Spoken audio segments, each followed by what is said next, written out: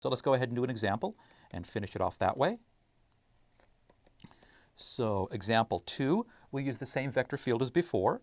So we have f is equal to, we said it was cosine of xy, excuse me, and sine of x squared y.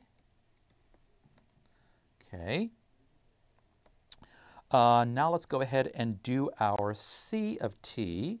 So our curve, c of t, is going to be 4 cosine t 2 sine t, which is the ellipse that has a major focal radius of 4 and a minor focal radius of 2, centered at the origin.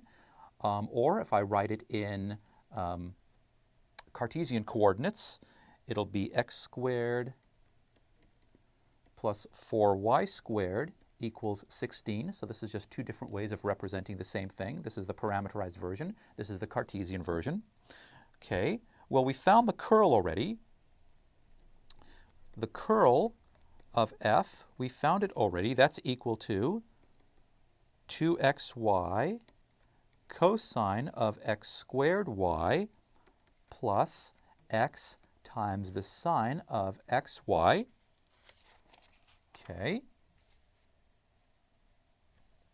So now let's go ahead and solve this.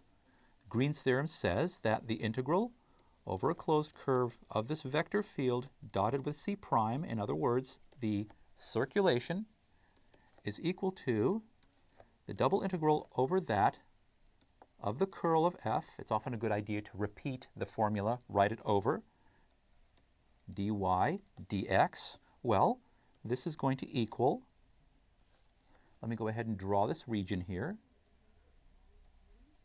This is an ellipse, like that. This is minus 4, this is 4, this is 2, this is minus 2. So x, we're going to go from minus 4 to 4. Again, we're solving a double integral. We need to find the region over which, that's what a double integral is. X is going from minus 4 to 4, right? And now we're going to have to take little strips of y because now we're going to go from y. So now y, in this particular case, I'm going to leave it in terms of x squared, y squared, because I'm not doing the parameterization. I'm not doing the line integral. I'm actually doing the area integral. So x squared plus 4y squared equals 16. I get 4y squared equals 16 minus x squared. Y squared equals 16 minus x squared over 4. So y equals plus or minus 16 minus x squared over 2.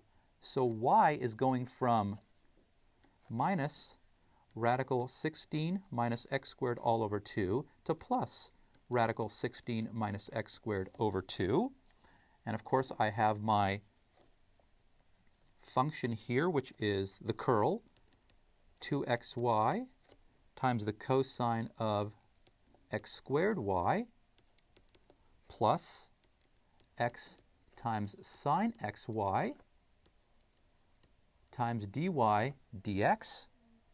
And then when I end up putting this into my mathematical software, I get 0.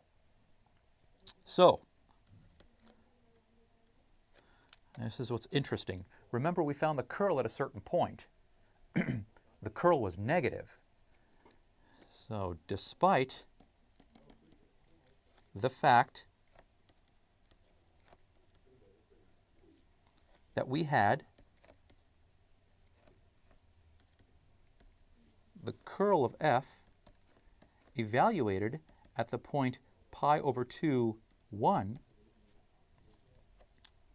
was equal to negative 0.879,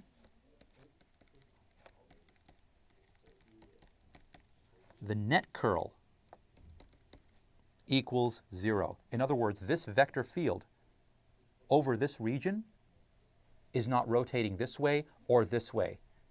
When the curl equals 0, we call the vector field irrotational.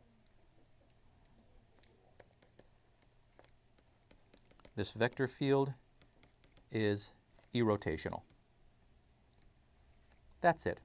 Straight mathematics.